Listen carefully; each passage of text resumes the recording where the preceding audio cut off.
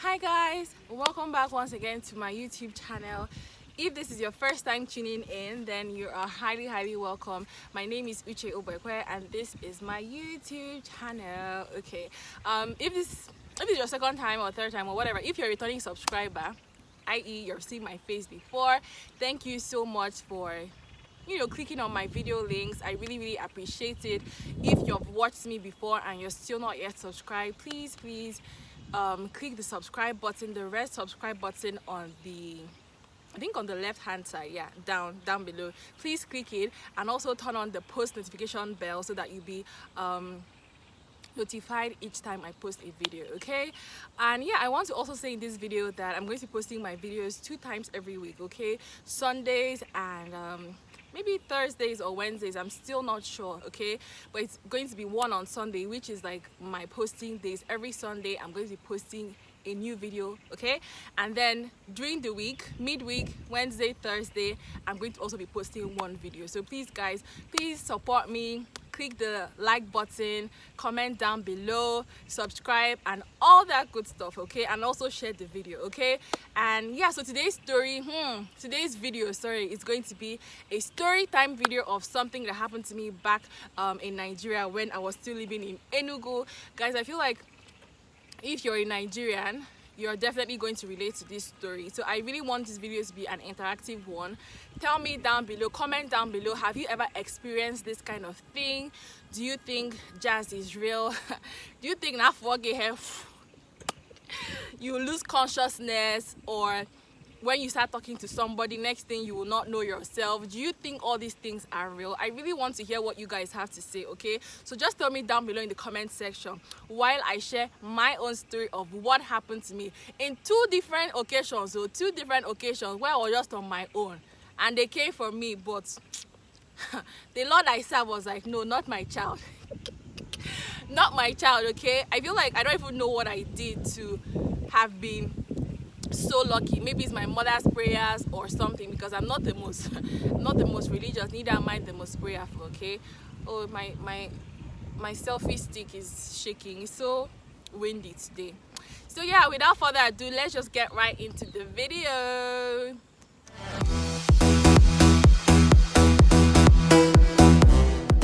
Let me drink orange juice to clear my throat.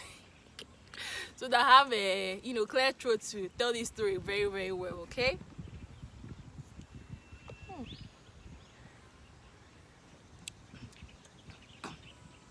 it's slapping. This orange juice is slapping. I'm actually not a fan of orange juice. I don't know why I decided to buy it this time around, but it's a mango though. Let's jump right into the video. Okay, the first instance I had an encounter with these horrible people, these horrible scammers. The first one was when I went to the keke, and just take a drop. They call it keke drop. I was like, let me just take a keke drop and go home. But I was looking for keke. I didn't see any keke. I was looking and looking. I didn't see any. Like I said, it was really getting late. So most times when it gets a bit late, the keke drivers, they stop running. So eventually I got one keke. I saw one that said yes, he was going. I should get into the keke. I enter keke now. And I want to say something. It's really not advisable, especially if you're in Nigeria, to be pressing your phone or having or have your earphones on, listening to music, like loud music, inside a public transport. I won't even advise it at all. You always need to be vigilant. You just always need to just know what is happening around you. Okay, but yeah, when I got into the keke, I didn't think anything was fishy. I just entered. I was pressing my phone as usual. Okay, I was pressing my phone. So I remember a really old man was sitting on the left hand side of the keke. Somebody was sitting in the middle, and me, I was sitting on the right hand side, which is honestly what I feel saved me. And then there was a keke driver and the person in front. Okay, so I entered keke. Now we are going and going. We got to a bus stop, and one of the passengers, the person in front, said he wanted to get down. So the keke man stopped, and he got down and apparently gave him money. So when the keke man got the money, he turned on his torchlight or something, because remember I said it was really late, it was dark.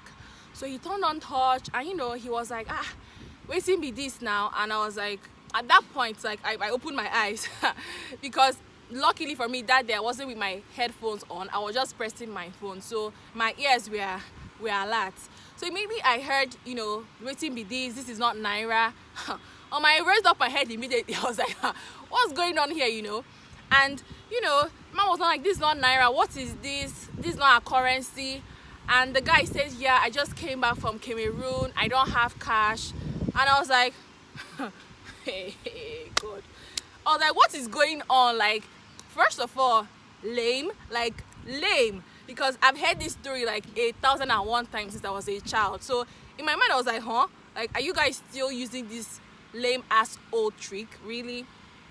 So immediately I brought up my head. I was really like very cautious. I was just looking at them like, what is going on?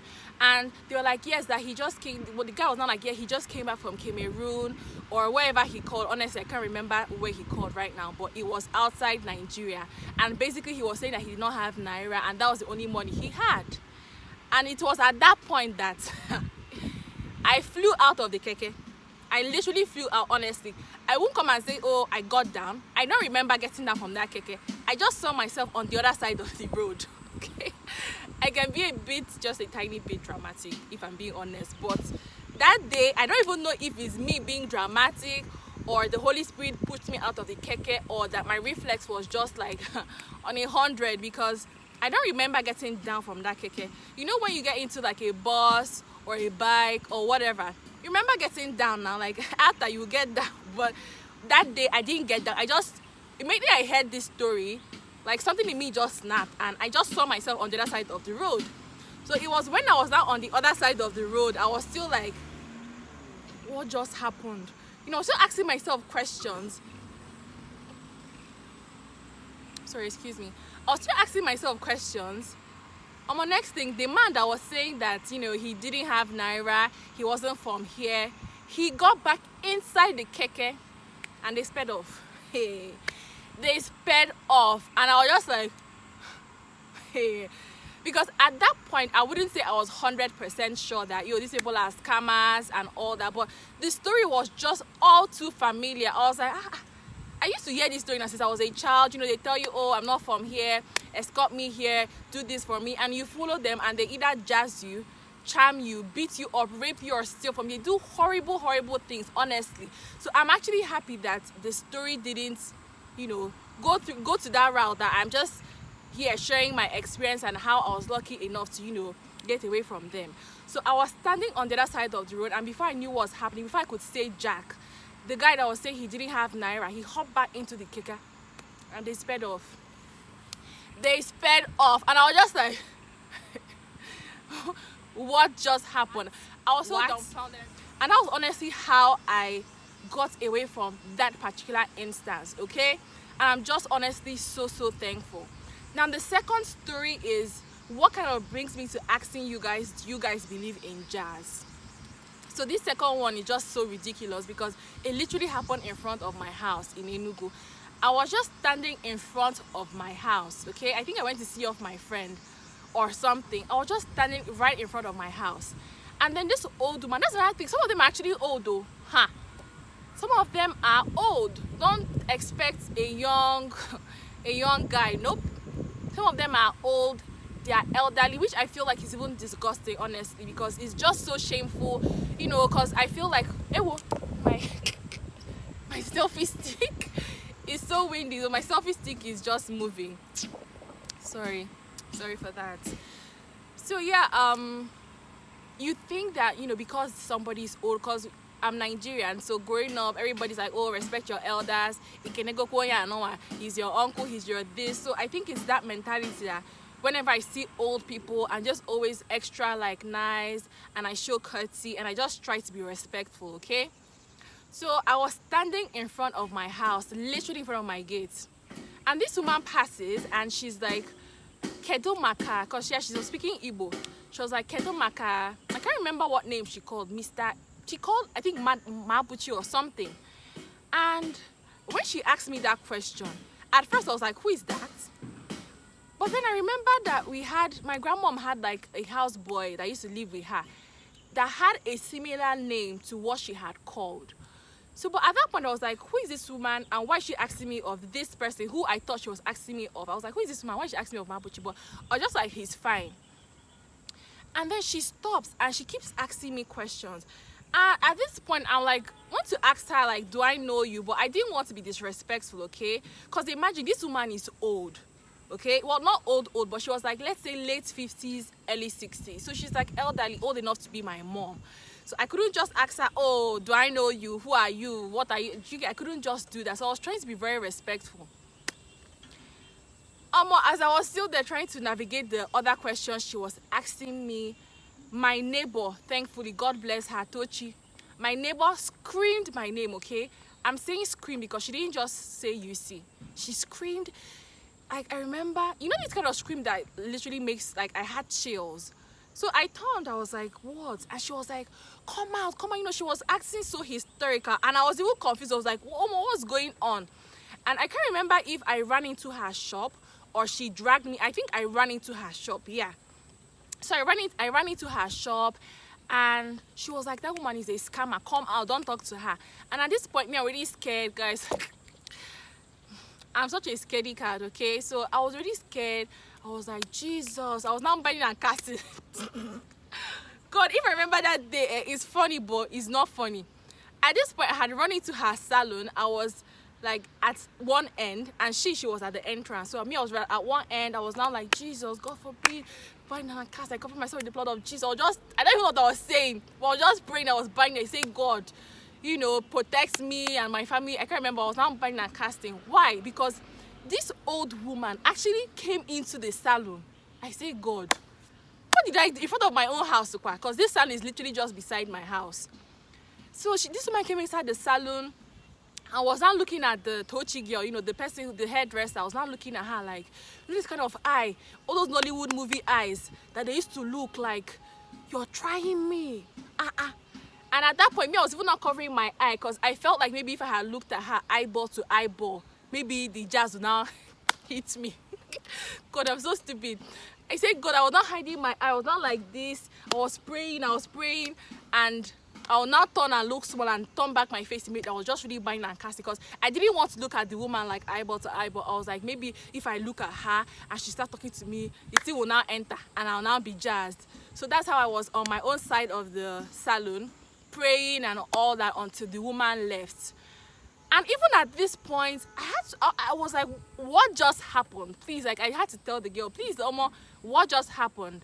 What just happened? And that was when she now explained to me that she knows the woman personally, okay? Because remember I said this girl has a salon. You know, when you do business, like you're a hairdresser or you sell stuff, like you kind of have a shop, people are coming in and going out, you're hearing stories, you're seeing things. Because me, I'm always inside my house, okay? Once I come, even if I'm going out, I come out, I'm taking like a keke or a bus or a taxi or whatever, I'm going to where I'm going to. But then this person has a business, so she's literally always on the street, okay? She knows people, she hears things, so that's why she doesn't telling me that that woman has been arrested multiple times, that she scams people, that she does this, that she does that, and that how she does that, she starts talking to you, she calls you, she just calls a random name, just tells you, oh, how is Moses, how is Ikenna, how is this, to just draw your attention, and then she starts talking to you, and next thing, she will tell you who is in the house. Do you guys have money there? Do you have this there? Do you have that there? And honestly, like, I was just like, and gosh, it was just a crazy period, a crazy scenario. Like, I'm just so thankful that that girl was there to call me at that point and, you know, tell me immediately, come out. She saved my life. Honestly, I don't know if I'm being dramatic, but I've heard stories of people who got missing from these kind of things, who were raped, who were beaten up, who lost millions and thousands of dollars. I feel like me, I don't even have any money. I don't even know what I honestly don't know what I've given them. But maybe you should have told me, maybe go into the house, bring the TV, bring your dad's this, I don't really know, honestly. And all these things just kind of, you know, I started asking myself, is jazz really real? is there a possibility that she could have actually jazzed me and made me go inside to get maybe my mom's jewelries or my dad's stuff? I don't really know, honestly. And I remember going home that day, I was telling my dad, oh my god, Daddy, this is what happened, and he was like, that there's nothing like jazz. Nothing like jazz. That I would have looked the woman eyeball to eyeball. I say, what? Me look the woman, like I was like, yo, like, oh my, that's not me. I would have looked at her and showed her that I'm not afraid and all that. And I was like, at that point I was even thinking I didn't have the liver or the whatever to stand there and look at her, okay? And if you guys had heard the way that girl screamed my name, like that scream that makes you know you're about to enter danger. So that scream was just so like, nah, out. So yeah, that's basically what happened. From what I just said, my dad clearly does not believe in jazz. He says it's not real. He doesn't believe that somebody can be talking to you and next thing you lose yourself and you get hypnotized or whatever it is they call it. But yeah, I'm asking you guys, please let me know, do you think it's real? Do you think that somebody can be jazzed? Have you ever, been a victim of all these horrible scammers?